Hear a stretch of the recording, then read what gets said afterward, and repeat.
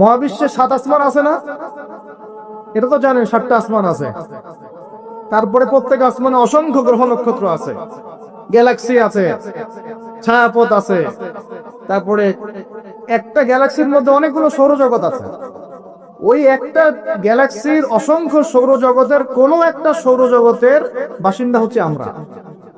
ওই সৌরজগতের মধ্যে এই যে আমাদের 10টা 12টা গ্রহ আছে, সেই গ্রহের কোন একটা গ্রহের কোন একটা দেশের কোন একটা কি জেলার কোন একটা শহরের কোন একটা মাঠে বসে আপনি এখন এই বয়ান শুনতেছেন।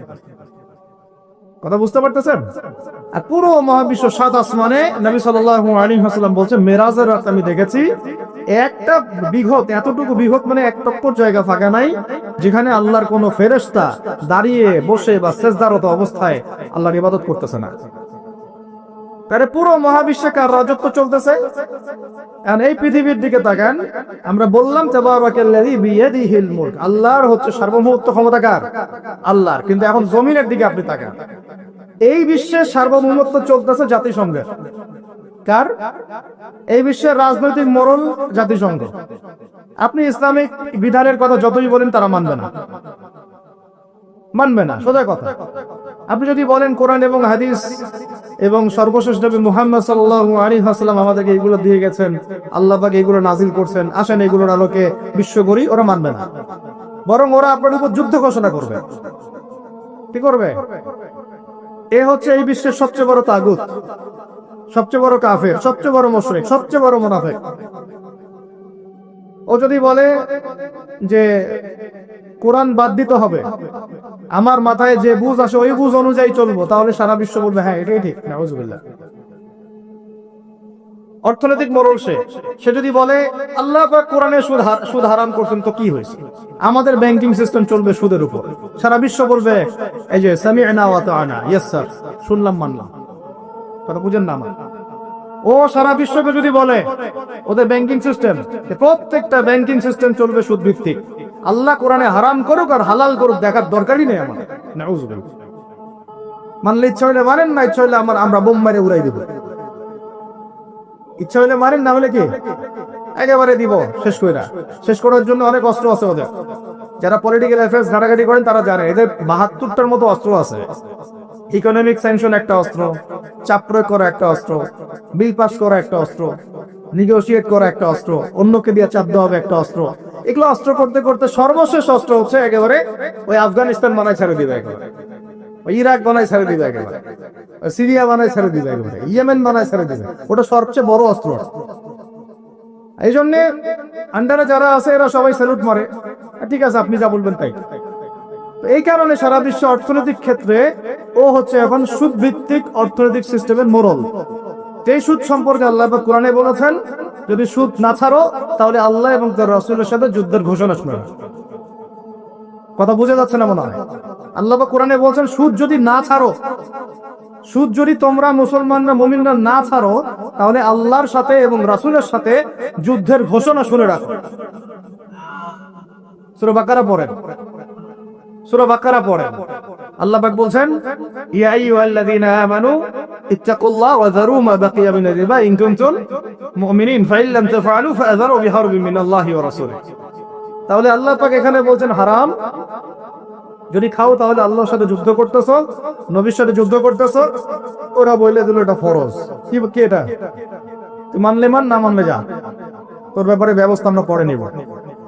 তাহলে আমরা এই পুরো বিশ্বে এখন কার সার্বভৌমত্ব চলতেছে? কোরআনে? জি না, কোরআন ওই তেলাওয়াত করার জন্য রেখে দেওয়া হয়েছে। কিসের জন্য? ঘরের কোনায় তেলাওয়াত করেন আপনি কোরআন, কোনো সমস্যা নাই। এই রমজানে প্রত্যেকদিন 1 খতম দিবেন, 30 দিন 30 খতম দেন, ওদের কিচ্ছু যায় আসে না। কথা বুঝাতে পারতেছেন না মনে হয়? আপনি ব্যক্তিগত জীবনে কোরআন 30 দিন 30 খতম দেন, কিচ্ছু যায় আসে না এদের। কিন্তু কোরআনের এই যে মৌলিক বিধানগুলা, এগুলো আপনি বিশ্বে বাস্তবায়ন করতে পারবেন না এখন। কারণ সার্বভৌমত্ব এখন আমরা আল্লাহর হাত থেকে কেড়ে নেওয়ার চেষ্টা করে তাগুতের হাতে দিয়ে দিয়েছি। এই কারণে বিশ্বের উপরে গজব ঘুরতেছে, যে কোনো সময় আসবে ইনশাআল্লাহ, যে কোনো সময় আসবে, এটা আমরা নিশ্চিত। আল্লাহ রাব্বুল আলামিনের গজব আসবে। আল্লাহ পাক বলছেন কেউ যদি সমকামিতা করে, কি করে? তার নবীর জবানে আল্লাহ জানাচ্ছেন ফাকতুলুল ফাইলা ওয়াল মাফউলা বিহি, তাহলে যে করবে আর যে সায় দিবে দুইটাকে হত্যা করবা। দুইটাকে কি করবা? অন্য হাদিসে বলেছেন উরজুম আলা ওয়াল আসফালা মিনহুমা, উপরে যে আছে নিচে যে আছে দুইটাকে থেতলা করে দিবা, পাথর নিক্ষেপ করে। কে বলছে এটা? আল্লাহ এবং তার রাসূল। এখন আপনি এটা পুরো বিশ্ব মোড়লদেরকে বোঝাতে পারবেন না। ওরা বলবে এটা বাক স্বাধীনতা, সরি ব্যক্তি স্বাধীনতা। এটা কি? ব্যক্তি চাইলে মেয়েকেও ভালোবাসতে পারে, ব্যক্তি চাইলে ছেলেকেও ভালোবাসতে পারে। নাউজুবিল্লাহ। ব্যক্তি চাইলে মেয়ের সাথেও বিয়ে করতে পারে, ব্যক্তি চাইলে ছেলের সাথেও বিয়ে করতে পারে। এটা নিয়ে মৌলবাদীদের এত মাথা ব্যথা কেন? ওদের ভাষাটা এরকম। এটা নিয়ে মৌলবাদী তোমাদের ধর্মান্ধ তোমাদের এত মাথা ব্যথা কেন? তো এই হলো কোরআন হাদিস আর এই হচ্ছে বিশ্ব। তাহলে বিশ্বে কি বিয়াদিহিল মুলক ওইটা চলতেছে? বুঝাতে পারি না? কথা বলে বুঝাতে পারতেছি না। মাথার উপর দিয়ে যাচ্ছে নাকি? ইয়াংরা তো বুঝো নাকি? আচ্ছা, আল্লাহ রাব্বুল আলামিন এইখানে বলেছেন চুরি করলে হাত কেটে দিবা। কি করবা? ওই যে কিতাব আপনি 10 নেকির জন্য তেলাওয়াত করেন, প্রত্যেক হরফে কত নেকি হবে? 10 নেকি হবে। তেলাওয়াত করি মাশাআল্লাহ, 100 কদম দেন সারা জীবনে, কোনো সমস্যা নাই। তো ওই কিতাবের মধ্যেই সূরা মাইদা আল্লাহ বলেছেন যে চুরি করলে চোরের কি করবা। তো এটা আপনি ওদেরকে বুঝাতে পারবেন না, এখন বুঝাতে পারবেন না। ওইটা তেলাওয়াত পর্যন্তই, ফুল স্টপ। তারপরে এই যে আমরা ভ্যালেন্টাইন্স ডে, অমুক ডে, তমুক ডে এগুলোকে যে প্রমোট করতেছি আর কি, জেনা বেড়ে গেছে, ব্যভিচার বেড়ে গেছে স্কুলে, কলেজে, বিশ্ববিদ্যালয়ে, এমনকি এখন সমকামিতা, পর্নোগ্রাফি, ট্রান্সজেন্ডার কি কি হচ্ছে না? এমনি নরমালি যদি কেউ জেনা করে, সূরা নূর অনুযায়ী আল্লাহ রাব্বুল আলামিন বলছেন যে সূরা নূরের 2 এবং 3 নম্বর আয়াতে 100টা বেত্রাঘাত করবা জনসমক্ষে। কয়টা বেত্রাঘাত? বাংলাদেশের বহু ছেলে মেয়ে এখন 100 বেত্রাঘাত পর শাস্তি মাথায় নিয়ে ঘুরতেছো তোমরা। নাউজুবিল্লাহ। কোরআনে কি বলা হচ্ছে সূরা নূরে? কয়টা বেত্রাঘাত? কিসের, কোন পাপের জন্য? কোন পাপ? যার শুরুটা হয় ওই টেক্সটের মাধ্যমে, তারপরে দেখা সাক্ষাৎ, তারপরে এটা, তারপরে ওইটা। ঢাকা শহরে এর পরিসংখ্যান বেশি না কম? কত বেশি? কতগুলো ছেলে পাওয়া যাবে যারা এই পাপে লিপ্ত হয় নাই? কতগুলো মেয়ে পাওয়া যাবে যারা এই পাপে লিপ্ত হয় নাই? কতগুলো আপনি দেবর পাবেন যারা জেনা করে নাই? কতগুলা ভাবি পাবেন জেনা করে নাই? কতগুলা দুলাভাই পাবেন শালীর সাথে জেনা করে নাই? কতগুলা ছেলে পাবেন বিবাহিত ছেলে যারা বাইরে পরকিয়া করে নাই? শুধু আল্লাহ পাকই জানেন ভালো এই জাহেলিয়াতের মধ্যে কত পার্সেন্ট মানুষ পবিত্র থাকতে পারছে। শুধু আল্লাহ ভালো জানেন, আর কেউ জানে না। আমি বেশি বলতেও চাচ্ছি না। তামিম দারি একজন সাহাবী, কি নাম? তামিম দারি রাদিয়াল্লাহু আনহু। তিনি একবার 30 জন বা 40 জন সাথীকে নিয়ে সাগরে সফর করতে শুরু করলেন। প্রচন্ড ঝড় আসলো, সাগর তাদেরকে প্রায় 1 মাস সমুদ্রের মধ্যে ঘুরালো। এক পর্যায়ে একটা দ্বীপে তার নোঙর করতে পারলেন। সেই দ্বীপে তার একটা প্রাণীকে দেখতে পেলেন, যে প্রাণীর গায়ে প্রচুর লোম ছিল। কি ছিল? লোম। এত বেশি লোমকূপ যে তার চেহারা কোনটা আর পিছন দিক কোনটা এটা আইডেন্টিফাই করা যাচ্ছে না। এবং বিস্ময়কর বিষয় হচ্ছে এই প্রাণী কথা বলা শুরু করলো। তারা বলল, তোমরা কারা? তারা বলল, আমরা আরব থেকে এসেছি। এরকম কিছু কনভারসেশন হলো। তখন সেই প্রাণী বলল, তোমাদের অপেক্ষা করছে একজন ব্যক্তি, আমার সাথে আসো।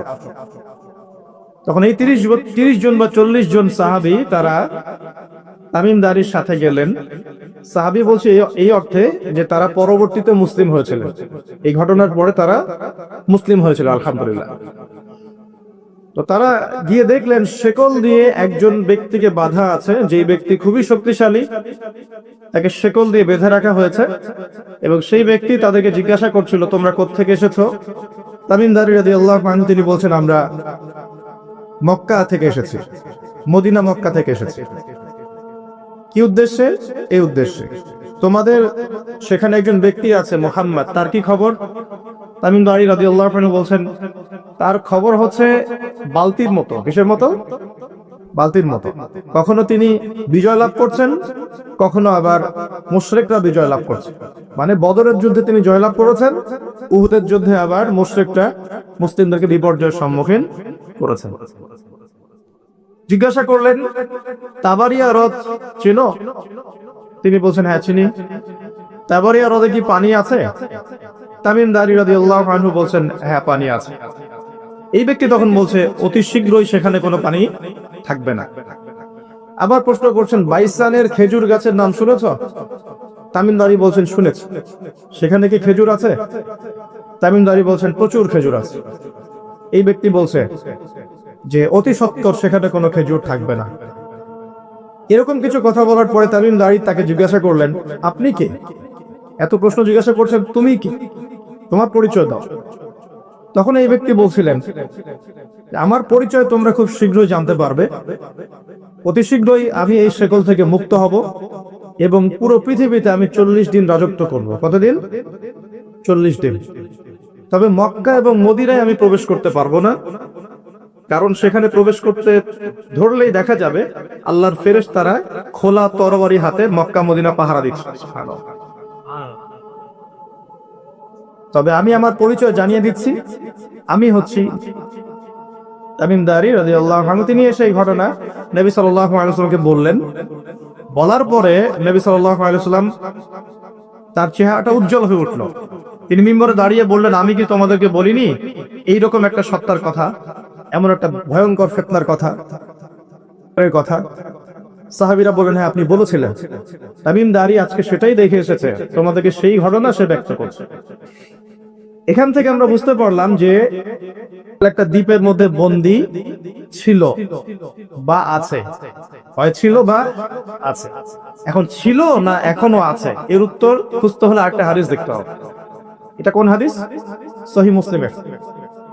নবী সাল্লাল্লাহু আলাইহি ওয়াসাল্লাম মদিনায় বসবাস করছেন, মক্কা থেকে হিজরত করে মদিনায় এসেছেন। মদিনায় মাশাআল্লাহ তিনি ইসলামিক রাষ্ট্র প্রতিষ্ঠা করেছেন। বদরের যুদ্ধ হয়েছে, উহুদের যুদ্ধ হয়েছে, খন্দকের যুদ্ধ হয়েছে। ইসলামের একটা পুরো খিলাফা স্টেট যেটা আমরা বলি সেটা কায়েম হয়েছে। এর মধ্যে খবর এলো একটি মায়ের একটা সন্তান হয়েছে, এই সন্তানটার সাথে আলামত এগুলো মিলে যাচ্ছে। ঠিক আছে, এই সন্তানের নাম হচ্ছে ইবনে সাইয়্যিদ। কি নাম? ইবনে সাইয়্যিদ। তো নবী সাল্লাল্লাহু আলাইহি ওয়াসাল্লাম ওমর রাদিয়াল্লাহু আনহু এবং অন্যান্য সাহাবীদেরকে নিয়ে ইনভেস্টিগেট করতে গেলেন। ইনভেস্টিগেট করতে গিয়ে তাকে ডাকলেন। ইবনে সাইয়্যিদকে ডেকে বললেন, তার চুলগুলো কোকড়ানো ছিল, চুলের মতোই। চোখের মধ্যে একটু সমস্যা ছিল, কারণ আমরা জানি ডান চোখে একটু সমস্যা থাকবে।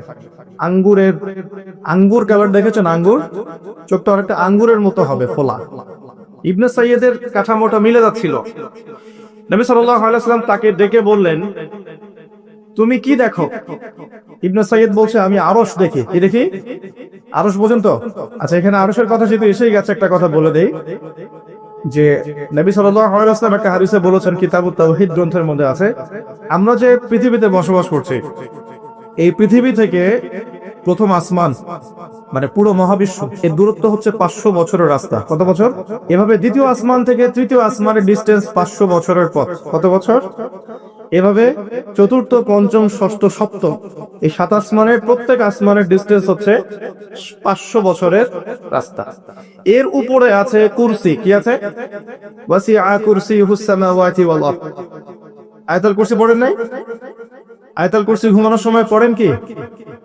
যে ব্যক্তি ঘুমানোর সময় আয়াতুল কুরসি পড়ে, সারা রাত আল্লাহর পক্ষ থেকে একজন ফেরেশতা তাকে পাহারা দিবে। চলে, কিন্তু এই কথা নাসা বিশ্বাস করবেন, এই কথা বিজ্ঞান বিশ্বাস করবে না, কারণ তাকে চোখে দেখা যায় না। তাদের একটা জ্ঞানতাত্ত্বিক দর্শন আছে, যেটা আমরা ইউনিভার্সিটিতে পড়ে আসছি দীর্ঘদিন।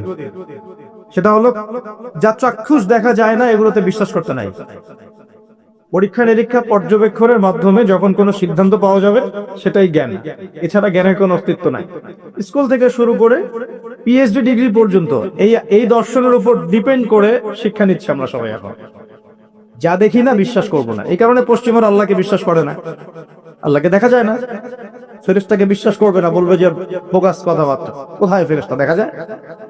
যা দেখি না বিশ্বাস করবো কেন? আখিরাত দেখি না, কেন বিশ্বাস করব? জান্নাত জাহান্নাম দেখি নাই, কেন বিশ্বাস করব? জিন জাতি দেখি নাই, কেন বিশ্বাস করব? আত্মা বা রূহকে দেখেছেন? রূহ বা আত্মা যেটা নিয়ে চলাফেরা করছেন দেখেছেন, কেন বিশ্বাস? কবরের আযাব, কেন বিশ্বাস করব? এই কারণে তাদের দর্শন যেহেতু প্রোটেস্ট্যান্ট ভার্সনের জ্ঞানে বিশ্বাস করে, চাক্ষুষ দর্শন যেটা সেটাই জ্ঞান, এর বাইরে জ্ঞানের কোনো অস্তিত্ব আছে এটা বিশ্বাস করে না। এই কারণেই তারা ইমানের 6 পিলারের কোনো পিলারে বিশ্বাস করে না। আর ইমানের 6 পিলারই কিন্তু গায়েব, গায়েব না? আল্লাহ বিশ্বাস, ফেরেশতায় বিশ্বাস, নবী রাসূলগণ, আসমানি কিতাব, পরকাল, তাকদীর, এগুলো কি দেখা যায়? এমনকি আমরা তো আমাদের নবীজিকেও দেখি নাই, দেখেছি সাল্লাল্লাহু আলাইহি ওয়াসাল্লাম। আমরা শুধুমাত্র কোরআন দেখছি এবং হাদিসের গ্রন্থগুলো দেখছি, এর বাইরে কিন্তু আমরা কিচ্ছু দেখছি না। তো তারা আবার পরিকল্পিতভাবে তাদের দর্শনটাকে প্রতিষ্ঠা করার জন্য এবং আমরা যে গায়েবে বিশ্বাস করি এই দর্শনটাকে এলিমিনেট, বাতিল করার জন্য কিছু শব্দ চালু করেছে। একটা শব্দ মৌলবাদী, একটা শব্দ ধর্মান্ধ। হ্যাঁ, ঠিক বেঠিক বলার দরকার নাই, ঠান্ডা মাথায় লেকচার শোন। কোরআন সুন্নাহর কথা ঠিক বললেও ঠিক, না বললেও কি ঠিক কিনা বলেন? আচ্ছা, পশ্চিমারা তাদের দর্শনটাকে বাস্তবায়ন করার জন্য যে আমরা চোখে যা দেখি তাই বিশ্বাস করব, এর বাইরে কিছুই বিশ্বাস করব না, এই দর্শনটাকে সাবিত করার জন্য এবং আমাদের যে গায়েবে বিশ্বাস, অদৃশ্যে আমরা বিশ্বাস করি, এটাকে এলিমিনেট, বাতিল করার জন্য এই শব্দ দুটো চালু করছে। যখন আপনি বলবেন আমি বিনা বাক্য ব্যয়ে আল্লাহকে বিশ্বাস করি, মালায়েকা বিশ্বাস করি, নবী রাসূল বিশ্বাস করি, পরকাল, কবর, আযাব, জান্নাত, জাহান্নাম সব বিশ্বাস করি, তারা আপনাকে বলবে আপনি ধর্মান্ধ। কারণ আপনি অন্ধভাবে বিশ্বাস করছেন। তো আপনি অন্ধভাবে বিশ্বাস করছেন। তো আপনি কি প্রমাণ করতে পারবেন জিন জাতির অস্তিত্ব? আপনি কি ল্যাবরেটরিতে বসে বসে, আমরা যে ফিজিক্স, কেমিস্ট্রি, বায়োলজির ল্যাবরেটরিতে করেছি না প্র্যাকটিক্যাল, এই প্র্যাকটিক্যাল কাজগুলোর মধ্য দিয়ে কি আপনি আত্মার অস্তিত্ব প্রমাণ করতে পারবেন নাকি? যারা হার্ট স্ট্রোক করে মারা যাচ্ছে, হচ্ছে না, আমরা কি বলছি? হৃদযন্ত্রের ক্রিয়া বন্ধ হয়ে মারা গেছে, ইন্না লিল্লাহি ওয়া ইন্না ইলাইহি রাজিউন, মাইকিং করে বেড়াচ্ছে, তাই না? হৃদযন্ত্রের ক্রিয়াটা বন্ধ হলো কিভাবে? এর ভিতরে কিছু একটা তো ছিল যেটা এখন নাই। একটা ডেড বডির মধ্যে কিছু একটা নাই যেটা একজন জীবিত মানুষের দেহের মধ্যে আছে। আপনার দেহে কি আছে যেটা একটা মৃত মানুষের দেহে নাই? বলেন কি নাম এটা? এই রূহটা কি পশ্চিমারা কি বিশ্বাস করাতে পারবেন? গিলাতে পারবেন? গিলাতে গেলে বলবে আপনি ধর্মান্ধ। কথা বোঝার চেষ্টা, কেন তারা শব্দগুলো ছড়িয়ে দিয়েছে। আর যখন আপনি এই মৌলিক বিষয়গুলো মেনে চলবেন তখন আপনাকে বলবে মৌলবাদী হয়ে গেছে। অথচ এই মৌলিক বিষয়গুলো মেনে না চললে কিন্তু আপনি মুসলিমই হতে পারছেন না। কেউ যদি আত্মায় বিশ্বাস না করে, জিন জাতিতে বিশ্বাস না করে, আপনার আল্লাহ অদৃশ্য বিশ্বাস না করে, আখিরাত অদৃশ্য জগৎ বিশ্বাস না করে, জান্নাত, জাহান্নাম, কবর, আযাব, মিজান, পুলসিরাতে বিশ্বাস না করে, সে কি মুসলিম হতে পারবে কিনা বলেন দেখি এবার। তাহলে মুসলিম হতে হলে আমাকে আল্লাহর কথা, আল্লাহর বাণীকে চোখ বন্ধ করে বিশ্বাস করতেই হচ্ছে। কোন কোন ক্ষেত্রে আল্লাহ পাকের আদেশের সামনে আত্মসমর্পণ করতে হচ্ছে বিনা বাক্য ব্যয়ে। এক্সাম্পল দিচ্ছি, এই যে ইব্রাহিম আলাইহিস সালামের ছেলেকে বলেছিলেন আল্লাহ পাক, বলেছিলেন, যার ফলশ্রুতিতে আমরা ঈদুল আজহা পালন করি না। আচ্ছা দেখেন, ইব্রাহিম আলাইহিস সালামকে আল্লাহ পাক বলছেন 3 দিন স্বপ্ন দেখিয়ে তোমার ছেলেকে করতে হবে, পরীক্ষা তোমার জন্য একটা। এবং তিনি গিয়ে তার সন্তানকে বলছেন ইন্নী আরা ফিল মানামি আন্নী আসবাহু, হে আমার সন্তান, আমি স্বপ্নে দেখেছি আমি তোমাকে করছি, ফানজুর মাযা তারা, তোমার রায় কি আমাকে বলো। সন্তান বলছে ইসমাঈল আলাইহিস সালাম, ইয়া আবাতি ফাআল মা তু'মার, হে আমার বাবা, আল্লাহ আপনাকে যা আদেশ করেছেন তাই করো, সাতাজিদুনি ইনশাআল্লাহু মিনাস সাবিরিন, ইনশাআল্লাহ আপনি আমাকে ধৈর্যশীল পাবেন। এই ছেলের বয়স কিন্তু আমাদের এই ইয়াং জেনারেশনের চেয়ে অনেক কম। যে জেনারেশন রাত 3টায় অ্যালার্ম দিয়ে যে আর্জেন্টিনা খেলা দেখতে ওঠে, এই জেনারেশনের চাইতে ইসমাইলের বয়স কিন্তু অনেক কম। তার বয়স তখন হয়তো 10 বা 12 বা 14। কি শিক্ষা দিলেন তার পিতা, তার মা তাকে, যে আল্লাহর আদেশের সামনে জীবন দিতেও তার কোনো পরোয়া নাই। বলছে আব্বা আপনি যা স্বপ্ন দেখেছেন, আল্লাহ আপনাকে যা আদেশ করেছেন আপনি করেন। তাহলে কোন শিক্ষার ঘাটতি আমাদের মধ্যে আছে ভাবতে হবে না এগুলো। ইব্রাহিম আলাইহিস সালাম কিন্তু তার সন্তানকে মানুষ করেন না, মনে রাখবেন। তিনি মাঝে মাঝে আসতেন, যাওয়া আসা করতেন, কারণ তার আরেকটা পরিবার ছিল, সারা আলাইহিস সালাম, তার আরেকটা পরিবার ছিল, 2 স্ত্রী। তো তাকে মানুষ করেছেন কিন্তু তার মা হাজরা আলাইহিস সালাম। কোন মা? যেই মাকে ইব্রাহিম রেখে আসছেন কাবা ঘরে, মনে আছে? খাবারও ছিল না, পানিও ছিল না। তিনি বলছেন আপনি কেন রেখে যাচ্ছেন ইব্রাহিম আলাইহিস সালাম বলেন আল্লাহর হুকুমে। এখন এই মা বলছেন যে যদি আপনি আল্লাহর হুকুমে আমাকে রেখে যান, আমাদেরকে রেখে যান, ইনশাআল্লাহ আল্লাহ পাক আমাদেরকে ফেলে দিবেন না। তো এই মায়ের গর্ভ থেকে ইসমাইল হবে না তো কি আমাদের মা বোনদের গর্ভ থেকে ইসমাইল হবে? আমাদের মা বোনরা এখন কি করে? সারাদিন যে মুভিজ, যে সিরিয়ালস, স্বামীকে সম্পত্তির জন্য প্যারা দিতে দিতে স্বামীর হার্ট স্ট্রোক করে পাবে। বহু স্বামী আছে হারাম খাইতে চায় না, স্ত্রীর পাল্লায় পর হারাম খায়। হ্যাঁ, আমি কিছু প্র্যাকটিক্যাল কথা বলছি। বহু স্বামী আছে হারাম খেতে চায় না, সন্তান সন্ততির স্ত্রীদের চাপে পড়ে তাকে 2 নাম্বারই করতে সে বাধ্য হয়। কেন করে? পরিবারের জন্য করে। আমরা কিন্তু বোকা পুরুষ মানুষ, আমরা যারা আছে আমরা কিন্তু আসলে বোকা জাতি, জানেন? আমি আমার বয়স অনেক কম যদিও আপনাদের চাইতে, তবে আমি কিছু বিষয় ফিল করেছি আমার লাইফে, যেটা আমি মনে করি আলহামদুলিল্লাহ আল্লাহ পাক আমাকে নিয়ামত দিয়েছে। যেমন আমি ফিল করেছি আমার লাইফে যে মানুষের আল্লাহ ছাড়া আপন বলতে কেউ নাই, এটা আমি ফিল করি। আল্লাহ পাক ছাড়া একজন মানুষের সত্তাগত আপন, আপনার সত্তা আত্মাগত আপন বলতে আসলে কেউ না। যারা আছে আমাদের আশপাশে সবাই সবার স্বার্থে থাকে, সবাই সবার প্রয়োজনে থাকে। প্রয়োজন শেষ হলে আপনাকে চিনবেও না অনেক। আপনি আমি যখন ইন্তেকাল করব এমন হবে 40 দিন পর কেউ আমাদের কবর জিয়ারত করবে কিনা সন্দেহ আছে। এগুলো বাস্তবতা। আর আমরা বোকা কেন জানেন? আমরা এই দুনিয়ার মানুষদের স্বার্থেই, আমার আশপাশের মানুষগুলোর স্বার্থেই সারা জীবন আল্লাহর বিরুদ্ধে চলি, হারাম খাই, সুদ খাই, ঘুষ খাই, দুর্নীতি করে ওদের মুখে হাসি ফোটানোর জন্য। যেই মানুষগুলো আমাকেই চিনবে না পরকালে, দুনিয়াতেই মারা গেলে আমাকে চিনবে না, তো সেই মানুষগুলোর জন্য আমি আল্লাহর বিরুদ্ধে চলে যাই। আমরা বোকা না? আর দেখবেন যেসব পুরুষের সৎ থাকতে চায় তারা শেষ বয়সে খুব একা হয়ে পড়ে। খেয়াল করে দেখেন, যে পুরুষটা সৎ থাকতে চায় শেষ বয়সে গিয়ে দেখবেন তারা খুব একাকিত্বে ভুগছে। এখন এটা কমন সমস্যা। এটা অনেক প্রবীণ মানুষ যারা আছেন তারা কিন্তু একাকিত্বে ভোগেন, খুব একাকিত্বে ভোগেন। স্ত্রী দেখছে না, সন্তান খোঁজ খবর নিচ্ছে না, বন্ধু বান্ধবরা নাই, হ্যাঁ, বৃদ্ধাশ্রমে গিয়ে পড়ে আছে। পরিবারগুলোতে এখন পুরুষ নির্যাতন বেড়েছে আর কি। হ্যাঁ, কথা একটু ভিতর থেকে বোঝার চেষ্টা করবেন। হ্যাঁ, নারী নির্যাতন তো আছেই। আমরা জানি এমন দুশ্চরিত্রের লম্পট অনেক পুরুষ আছে সমাজে, যৌতুকের জন্য মেয়েদেরকে চাপ দেয়, স্ত্রীদেরকে চাপ দেয়, তাই না? শারীরিক মানসিক নির্যাতন করে না?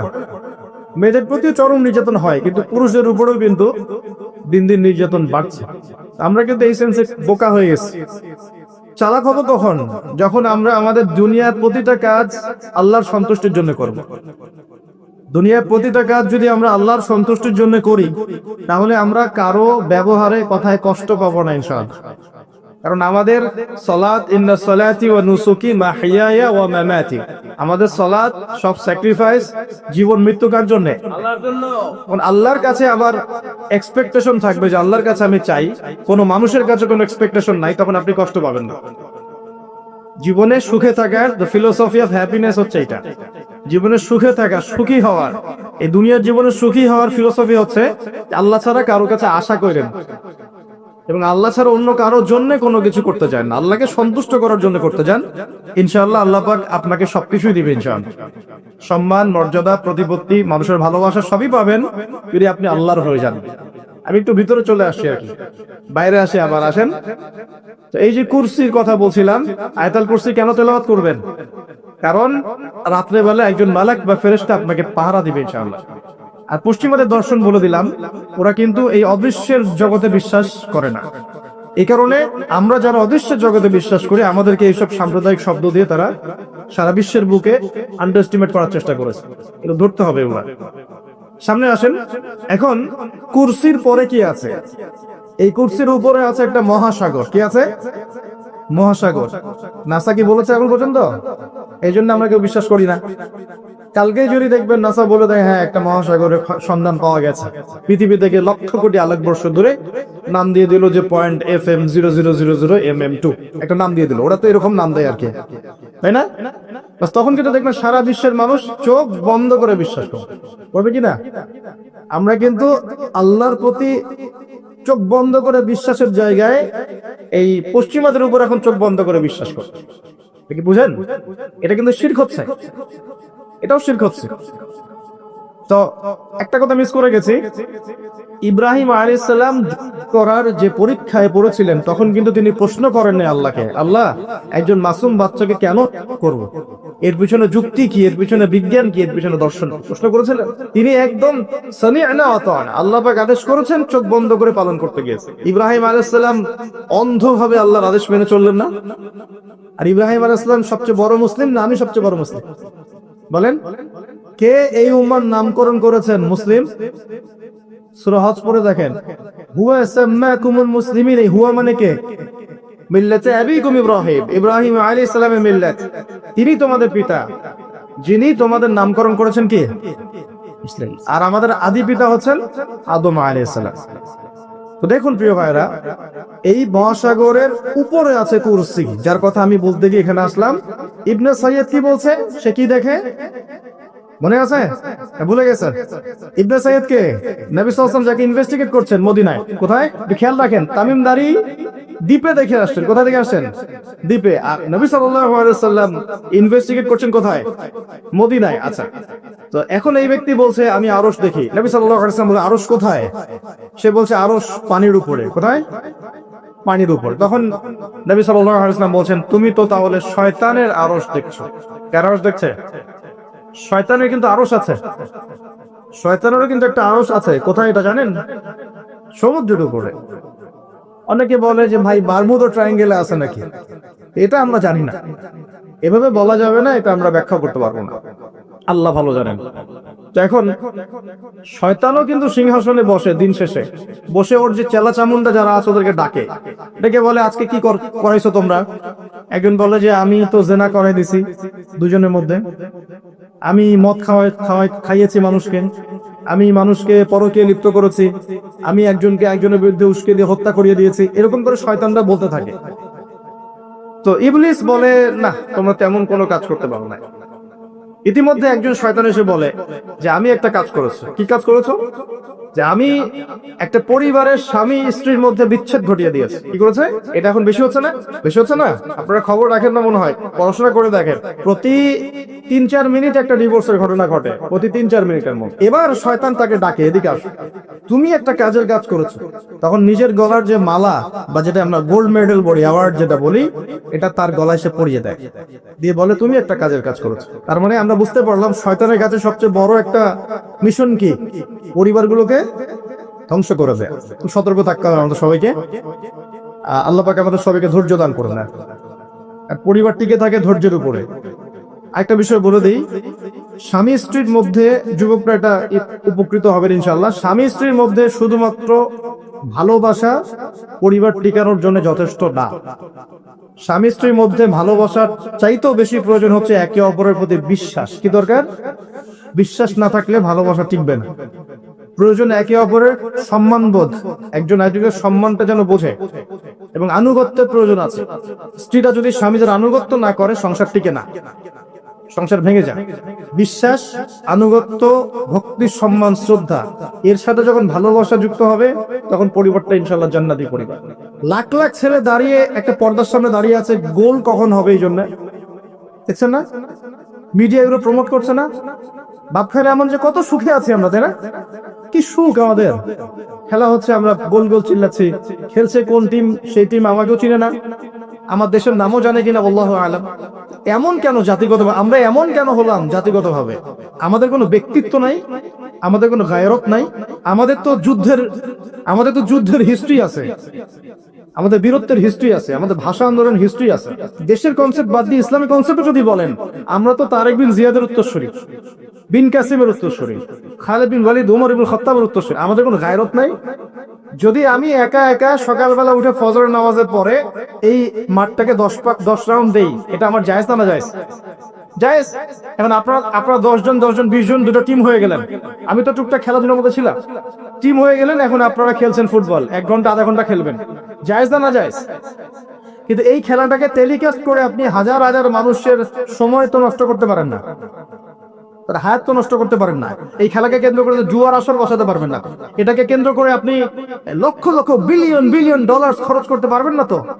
অথচ আপনার পাশেই প্রতিবেশী রাষ্ট্র না খেয়ে মারা যায়, আমাদের পাশেই মিডল ইস্টের পাশেই প্রতিবেশী রাষ্ট্র না খেয়ে শিশুরা যাচ্ছে। প্রতিবেশী না খেয়ে থাকে, আমি পেট ভরে খাই, আমি মুমিন নাকি? প্রতিবেশী না খেয়ে থাকে, আমি পেট ভরে খাই, আমি কি মুমিন নাকি? আর সারা বিশ্ব এই দিকে মানুষকে ফোকাস করে রেখেছে, বিশ্বের একটা অংশ এই দিকে ফোকাস করে রেখে তাদের এজেন্ডাগুলো ঠিকই বাস্তবে পড়ছে না। রমজান মাস আসে, দেখবেন রমজান মাস যখনই আসে দেখবে যে নির্যাতন বেড়ে যায় উম্মার উপর। যে সময়ে উম্মার ইকোনমিক অবস্থা ভালো না, সামরিক অবস্থায় তাদের মুখোপেক্ষী হয়ে থাকতে হচ্ছে, যে সময় আমাদের ভিতরে পলিটিক্যাল বিরোধগুলো দেখা দিচ্ছে, আমরা ইউনাইটেড হতে পারছি না, যে সময় যুব সমাজরা মাদকে আসক্ত হয়ে আছে, পর্নোগ্রাফিতে আসক্ত হয়ে আছে, দ্বীনের ইলম কালাম অর্জন করছে না, নামাজ ঠিক মতো পড়ছে না, কোরআন তেলাওয়াত করা শিখছে না, যে সময়ে ইভেন আলেম ওলামাদের মধ্যে ঐক্য দেখা যাচ্ছে না, যে সময়ের মধ্যে আমরা পরিবারগুলোর ভাঙন দেখতে পাচ্ছি, আমাদের পরবর্তী প্রজন্ম কোন পরিবেশে বড় হবে সে নিশ্চয় দিতে পারি না। এই সমাজটা পরিবর্তনের দায়িত্ব আমাদের কারো ঘাড়েই নাই। শুধু কি পলিটিশিয়ানদের দায়িত্ব? শুধু কি প্রশাসনেরই দায়িত্ব? আমাদের সবাইকে নাকে তেল দিয়ে ঘুমানোর জন্য পৃথিবীতে আসছে? এই যুব সমাজ তো জানেই না, বোঝেই না ওদেরকে কি কারণে এই পৃথিবীতে পাঠানো আছে। সে যে মুসলিম, তার যে দায়িত্ব কর্তব্য আছে, আল্লাহ পাক যে তাকে সৃষ্টি করেছেন তার ইবাদত করার জন্য এবং আল্লাহর জমিনে দিনটা প্রসার ঘটানোর জন্য, তার কোনো ফিকির আছে? একটা পর্দার সামনে দাঁড়িয়ে সে আধা ঘন্টা, 1 ঘন্টা, 1.5 ঘন্টা সময় নষ্ট করে ফেললো, তার ফিজিক্যাল কোনো উপকারও কিন্তু নাই। আছে? কোন জায়গায় আপনি বাচ্চাকে রেখে যাচ্ছেন চিন্তা করে দেখে নেবা। একটা ছোট্ট বাচ্চার ইজ্জতের কোনো গ্যারান্টি পাচ্ছি না আমরা। মানুষ কোন জায়গায় চলে গেছে দেখেন। মাদক অ্যাভেলেবল হয়ে গেছে, আপনি দেখে না 5% ছেলেও পাওয়া যাবে না। আর যারা দেখে ভিতর থেকে এটা পশু হয়ে গেছে, এর কাছে একটা বাচ্চাকে দিলেও সে রেপ করে রেখে দিবে। চিন্তা করে দেখেন না, বিগত 50 বছরে ধর্ষণের সংখ্যা বেড়েছে না কমেছে? কি পরিমাণ বেড়েছে? বেড়েছে কি পরিমাণে? পর্নোগ্রাফির পরিমাণটা কি পরিমাণ বাড়ছে? মাদক কি পরিমাণে বেড়েছে? এখন এই দায়িত্ব শুধু প্রশাসনের না, শুধু পলিটিশিয়ানদের না, আমাদের সবার দায়িত্ব আছে। তো আমরা যদি যার যার জায়গা থেকে দায়িত্ব পালন করতে আজকে পিছুপা হয়ে যাই, বিশ্বাস করেন আগামী 10-20 বছর পরে আমাদের সন্তানরা একটা ভয়ঙ্কর বিশ্ব দেখবে। আসে এমন একটা বিশ্ব দেখবে যার দুঃস্বপ্নের মতো কল্পনাই করে নাই। আল্লাহ আমাদেরকে বোঝার তৌফিক দান করুন। আমি হয়তো কিছুটা ইমোশনাল হয়ে বেশি কথা বলে ফেললাম, ভুল ত্রুটি হলে মাফ করবেন। সামনে আসেন। আমি বুঝাচ্ছিলাম যে এই 3টা জায়গা থেকে বের হবে এবং তার সাথে জয়েন হবে কারা? এবং এক শ্রেণীর নারী যাদেরকে আপনি ঘরে রাখতে পারবেন না। উদাহরণের দিকে এত দূর চলে গেছে।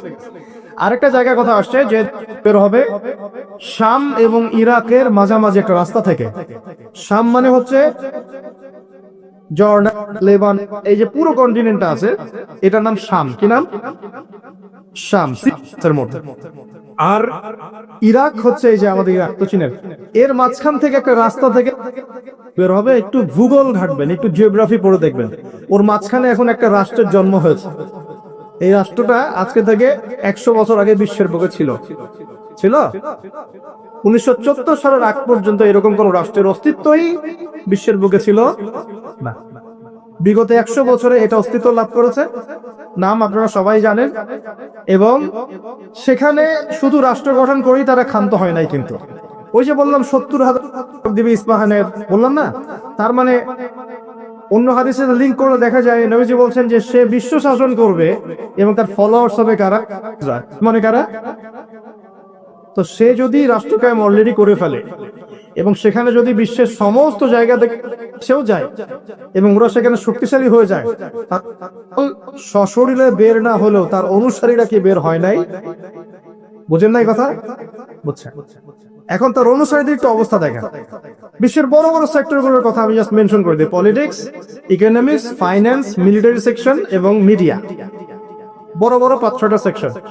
একটা সেকশন আমাকে দেখাবেন যেটা ওদের নিয়ন্ত্রণের বাইরে আছে?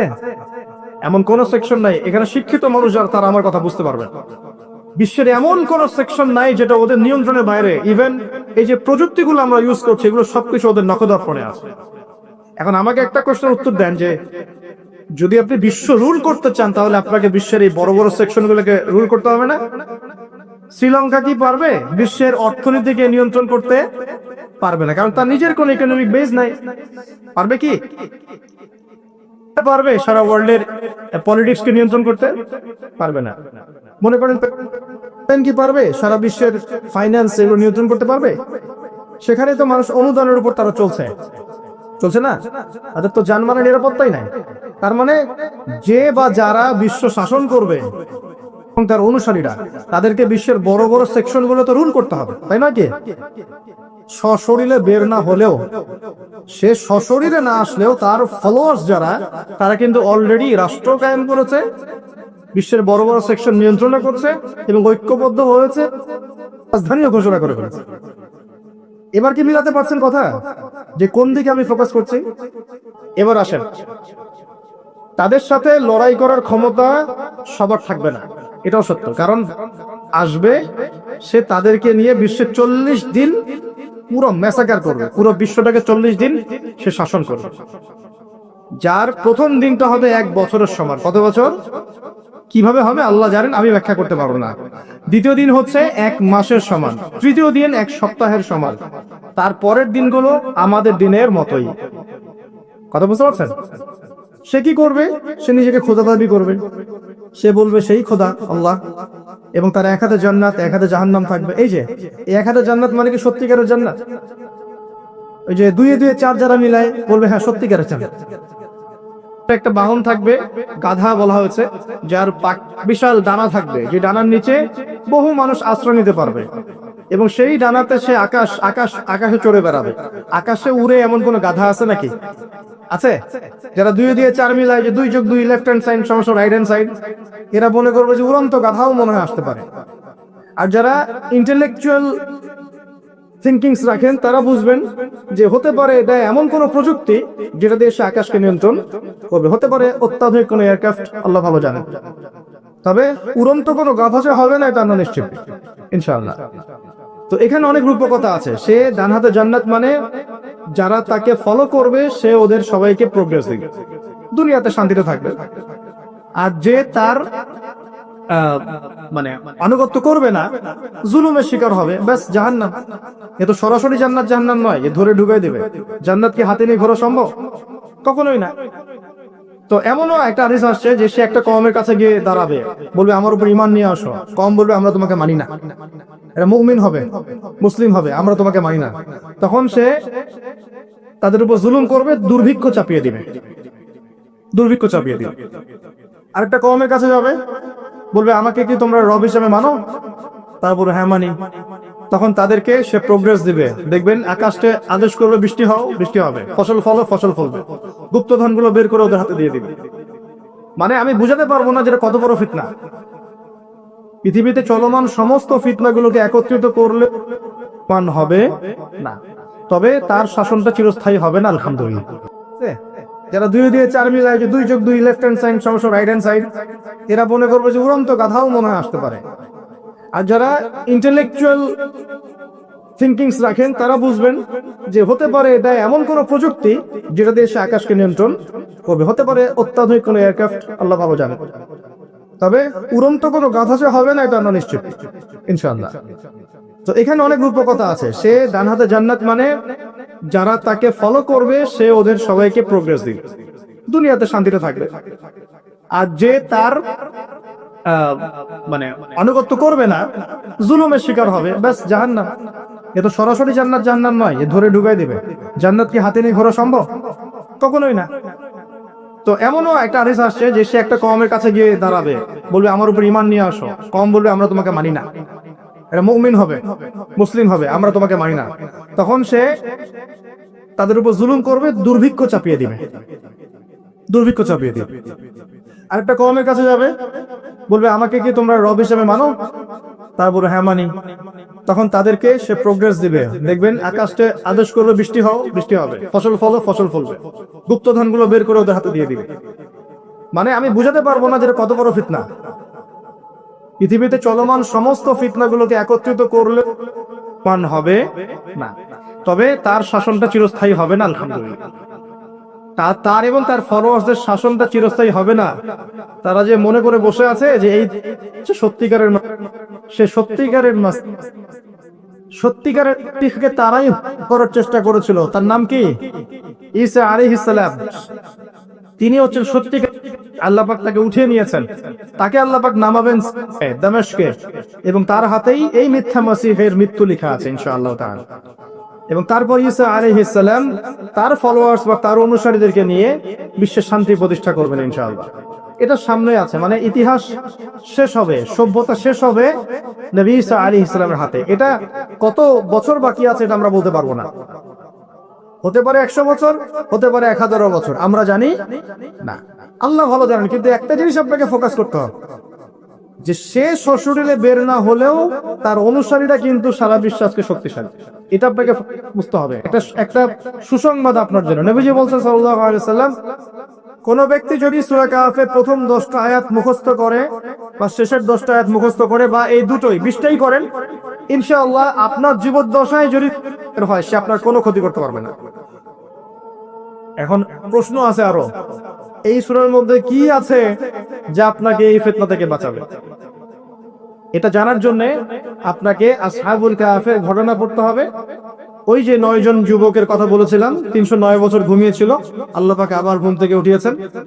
ডিটেলস বলার সময় নেই, বাসায় গিয়ে পড়বেন। এবং এই বিষয়গুলো বোঝার আগে মুসা এবং খিদর আলাইহিস সালামের ঘটনাটাও পড়তে হবে, যে বাহ্যিক চোখে যা দেখা যাচ্ছে ওটা বাস্তবতা নয়। বাস্তবতা ওটাই যে আল্লাহ নূর দিয়ে খিদর আলাইহিস সালাম দেখছেন। আমি একটা জায়গা থেকে আলোচনা শেষ করে দেবো এখানে। এই সূরার মধ্যে আরো একটা ঘটনা আছে যেটা আমি কোনোদিনও বলি নাই, আজকে বলতেছি আপনাদের সামনে। আপনারা সৌভাগ্যবান, এই ঘটনা আমি আজ পর্যন্ত কোনো লেকচারে বলি নাই। সূরা কাহফে আরো একটা বিষয় আছে যেটা আপনাকে চেনাবে সভ্যতাগুলো কেমন হবে। একটু মনোযোগ দেন প্লিজ, 10 মিনিট দেখুন। এই সূরার মধ্যে 4টা ঘটনা আছে। কয়টা? একটা হচ্ছে আসহাবুল কাহফের, একটা যুলকারনাইন আলাইহিস সালাম, একটা মূসা এবং খিদর আলাইহিস সালামের, আর একটা হচ্ছে এই ঘটনা, 2 বন্ধুর ঘটনা, যা আমি কোনো লেকচারে এখনো বলি না। আল্লাহ পাক এই সূরার মধ্যে একটা বিস্ময়কর ঘটনা বলছেন। 2 বন্ধুর। কয়জন বন্ধু? এক বন্ধু প্রচন্ড ধনী, এমন ধনী যে আল্লাহ পাক তাকে বড় বড় বাগান দিয়েছেন, খেজুরের, আঙ্গুরের, হ্যাঁ, বিশাল বিশাল বাগান। এবং তার মধ্য দিয়ে নদী চলছে। নদী, একটা নদী চলে যাচ্ছে ভিতর দিয়ে, 2 পাশে বাগান। তাহলে কত বড় প্রপার্টি চিন্তা করেন, একটু চিন্তা করেন। আমরা তো বিঘা আর এই যে শতকের হিসাব করি না। আল্লাহ বলছেন যে 2টো বিশাল জান্নাত দিয়েছিলাম তাকে, মানে বাগান দিয়েছিলাম, ফলের বাগান, মাঝখান দিয়ে নদী প্রবাহিত হচ্ছে। এবং প্রত্যেক বছর 2 বার করে এই জায়গায় ফসল ফলতো, প্রচুর ফসল হতো। তো এত ধন সম্পদ পাওয়ার পরে এই বন্ধু, মানে এই ব্যক্তি, তার এক গরিব বন্ধুকে নিয়ে এই বাগানে ঢুকেছে। ঢুকে হাঁটাহাঁটি করছে, গল্পগুজব করছে। গল্পগুজব করার এক পর্যায়ে গিয়ে এই ধনী বন্ধু বলে ফেলছে। কি বলছে? সে বলছে যে আনা আকসারু মিনকা মালা ওয়া আ'আসু নাফারা। হে আমার দোস্ত শোনো, আমি তোমার চাইতে মালে এবং সম্পদে অনেক সেরা। কে বলছে এটা? এই ধনী বন্ধু। আমরা কি এমন কথা বলি না? এই ধনী বন্ধু হচ্ছে বস্তুবাদী মানুষ, মানে বাড়ি গাড়ি, টাকা করে, স্ট্যাটাস, এটাই তার কাছে সবকিছু। বুঝতে পারছেন কথা? সে তার বন্ধুকে বলছেন তুমি তো গরিব, আমি তোমার চেয়ে অনেক সেরা টাকায় পয়সায় ধন দৌলতে। এমন মানসিকতা আমাদের মধ্যে আছে না অনেকের? আচ্ছা, এবার সে আরো বলছে যে ওয়াদাখালা জান্নাতাহু ওয়া হুয়া যালিমুল লিনাফসি। সে তার জান্নাতে প্রবেশ করলো, তার নফসের উপর সে জুলুমও করে বসলো। কিভাবে জুলুম করলো? এভাবে সে বলছে ক্বালা মা আযুন্নু আন তাবিদা হাদিহি আবাদা। কে বলছে এটা?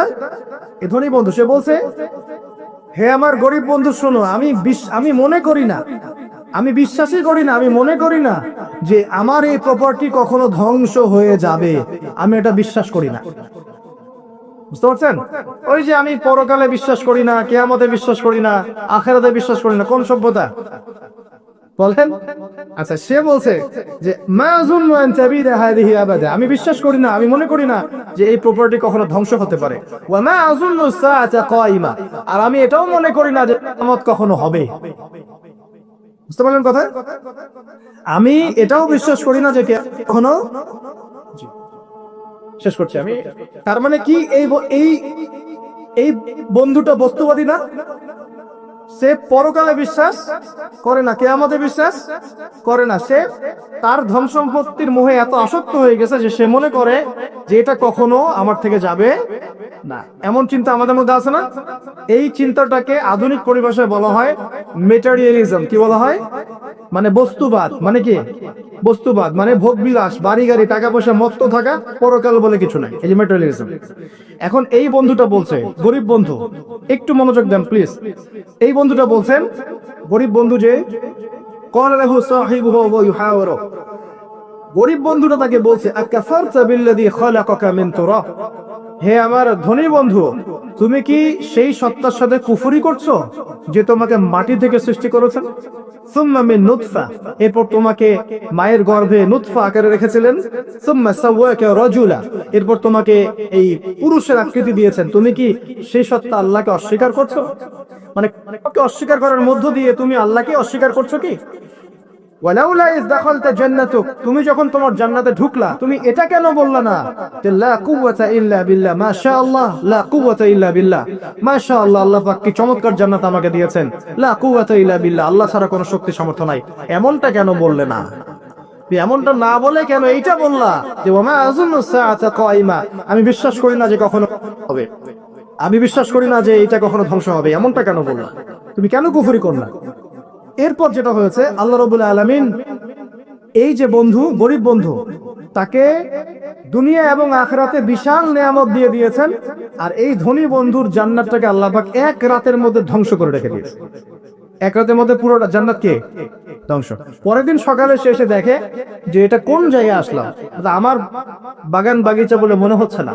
সে হাত কসলাচ্ছিল এবং বলছিল, কোরআনে ভাবে বলছে, হাত কসলাচ্ছিল আর বলছিল যে হায় আমি যদি আমার রবের সাথে শিরকটা না করতাম, হায় আমি যদি আমার রবের সাথে কুফরি না করতাম, তাহলে আজকে আমার এই অবস্থা হয়তো হতো না। এই ঘটনাটা ঠিক পরেই আল্লাহ পাক বলছেন ওয়াদরিব লাহুম মাসালাল হায়াতিদ দুনিয়া, হে নবী মুহাম্মদ সাল্লাল্লাহু আলাইহি ওয়াসাল্লাম, তুমি এবার তোমার উম্মতের কাছে দুনিয়ার দৃষ্টান্তটা পেশ করো। দুনিয়ার দৃষ্টান্তটাও ঠিক এরকমই, এই ফসলের ক্ষেতের মতোই। প্রথমে বৃষ্টিপাত হয়, ফসল সবুজ হয়, মানুষ খুব পুলকিত হয়ে যায়, কি চমৎকার ফসল ফলেছে। এরপর সেই গাছগুলো হলুদ হয়ে যায়, তারপর সেগুলো খড়কুটা হয়, চুলায় চলে যায়। এই হয় না? এই গল্পটার সাথে, ঘটনার সাথে দুনিয়ার জীবনে মিল আছে না? এটা কোন সূরায় আছে? কাহফে। আর এই সূরা আপনাকে থেকে বাঁচাবে না? এখানে আপনার হেদায়েত শোনে এবং তার অনুসারীরা এবং ওই সমসাময়িক ফিতনাময় যুগে বেশিরভাগ মানুষ বস্তুবাদী হয়ে যাবে, হয়ে যায় নাই? এবং বেশিরভাগ মানুষ এই দুনিয়ার ধন সম্পদ চাকচিক্যের মোহে পড়ে যাবে, পড়ে নাই? পড়েছে কিনা? পড়েছে। এবং শুধু তাই নয়, তারা পরকালীন কনসেপ্ট গুলোকে অস্বীকার করা শুরু করবে। ওই যে বললাম, আল্লাহ, ফেরেশতা, মালায়েকা, আখিরাত, এগুলো কিছু বিশ্বাস করবে না, মানুষকে ধর্মহীনতার দিকে নিয়ে যাবে। এটা নিয়ে যাচ্ছে না? এই তিনটা জিনিস খুব চলছে সমাজে এখন। একটা হচ্ছে এলিমিনেশন, মানে আল্লাহর কনসেপ্টটাকে বাদ দিয়ে দেওয়া। একটা হচ্ছে মেটেরিয়ালিজম, মানে বস্তুবাদিতা। একটা হচ্ছে চ্যালেঞ্জ এগেইনস্ট রিলিজিয়ন, ধর্মের এগেইনস্টে চ্যালেঞ্জ করা। এগুলো চলছে না এখন? দেখুন দাজ্জালের সভ্যতায় এগুলো হবে। এর সাথে আপনার বর্তমান সময়ের মিল কোথায়? মিল হচ্ছে, দেখুন, এই বিউটি কন্টেস্ট বলেন, আপনার ওয়ার্ল্ড কাপ বলেন, আপনার এই ইভেন্টস গুলো বলেন, ফ্যাশন শোজ গুলোর কথাই বলেন, অপসংস্কৃতি কথাই বলেন, পর্নোগ্রাফি কথাই বলেন, এই মাদকের ভয়াল থাবার কথা বলেন, যে কোনো দিকে তাকান, এগুলোর প্রত্যেকটার উদ্দেশ্য দুনিয়া নয় কি? শুধু দুনিয়া না, পরকালীন কোনো স্বার্থ আছে? এগুলো করে পরকালে একটা নেকি হবে, কেউ দলিল দিতে পারবে কোরআন সুন্নাহ থেকে? তার মানে এই সমাজটা, এই সভ্যতা কি করেছে? দলে পুরো সভ্যতাকে গড়েছে এবং বস্তুবাদিতার দিকে মানুষকে প্রবৃদ্ধ করেছে। শুধু তাই নয়, যেগুলোর পরকালীন কোনো স্বার্থ নাই এই কাজগুলোকে প্রমোট করেছে এবং যুব সমাজ, মুসলিমদেরকে স্পেশালি এগুলোতে মত্ত করে রেখেছে, রাখে নাই? আল্লাহ পাক এখন বলছেন, জেনে রাখো, তোমরা জেনে রাখো, ইন্নামাল হায়াতুদ দুনিয়া লাইবুন ওয়া লাহুন, এই দুনিয়ার জীবনটাই খেলতামাশা, প্রতারণা। ওয়া যিনাতুন ওয়া তাফাখুরুন বাইনাকুম ওয়া তাকাসুর, একে অপরের প্রাচুর্য, ধন সম্পদের প্রতিযোগিতা ছাড়া কিছু না। ওয়ামাল হায়াতুদ দুনিয়া ইল্লা মাতাউল গুরুর, এই দুনিয়ার জীবনটা প্রতারণা ছাড়া কিছু নয়। আলহাকুমুত তাকাসুর হাত্তা যুরতুমুল মাকাবির, তোমরা প্রাচুর্যের মোহে মোহাচ্ছন্ন হয়ে আছো যতক্ষণ পর্যন্ত না তোমরা কবরে শায়িত হচ্ছ। কাল্লা সাওফা তা'লামুন, অবশ্যই তোমরা জানতে পারবে, কোশ্চেন কালেও নয়, অবশ্যই তোমরা জানতে পারবে। কাল্লা লাতুসআলুনা ইয়াওমা ইযিন আনিন নাঈম, তোমাদেরকে কিয়ামতের দিনে নিয়ামতগুলো সম্পর্কে জিজ্ঞাসিত হতে হবে। সূরা কাহফেই এই হেদায়েতটা আছে। এই দুই বন্ধুর ঘটনা আপনাকে দেখাবে কিভাবে বস্তুবাদী সভ্যতা এবং আল্লাহ ভীরু সভ্যতার কনফ্লিক্ট হয়। সর্বশেষে আল্লাহর অনুগত সভ্যতার জয় হয়েছে, বস্তুবাদী সভ্যতাকে আল্লাহ পাক ধ্বংস করে দিয়েছেন না? দিয়েছেন।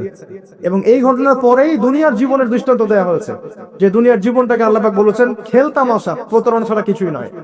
হ্যাঁ, কেউ যদি বলে খেলাধুলার কোনো দলিল কোরআনে আছে কিনা, আমি বলবো হ্যাঁ আছে। আল্লাহ পাক বলেছেন, ওয়ামা হাযিহিল হায়াতুদ দুনিয়া ইল্লা মাতাউল গুরুর ই'লামু আন্নামাল হায়াতুদ দুনিয়া লাইবুন ওয়া লাহু। অতএব খেলাধুলার দলিল কোরআনে আছে। আল্লাহ পাক বলছেন দুনিয়ার জীবনটাই তোমাদের খেলাধুলার প্রতারণা, ধোঁকা।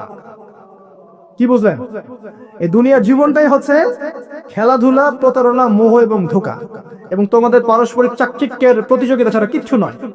এখন এই সভ্যতা দিকে তাকাবে চোখ কান খোলা রেখে, যে যত রকম ফাহেসা কাজগুলো মিডিয়া দিয়ে প্রমোট করা হচ্ছে, এগুলোর মূল উদ্দেশ্য হচ্ছে দুনিয়া, এবং মুসলিম যুবকদেরকে এবং উম্মাকে তাদের মূল উদ্দেশ্য থেকে সরিয়ে দেওয়ার চেষ্টা করা।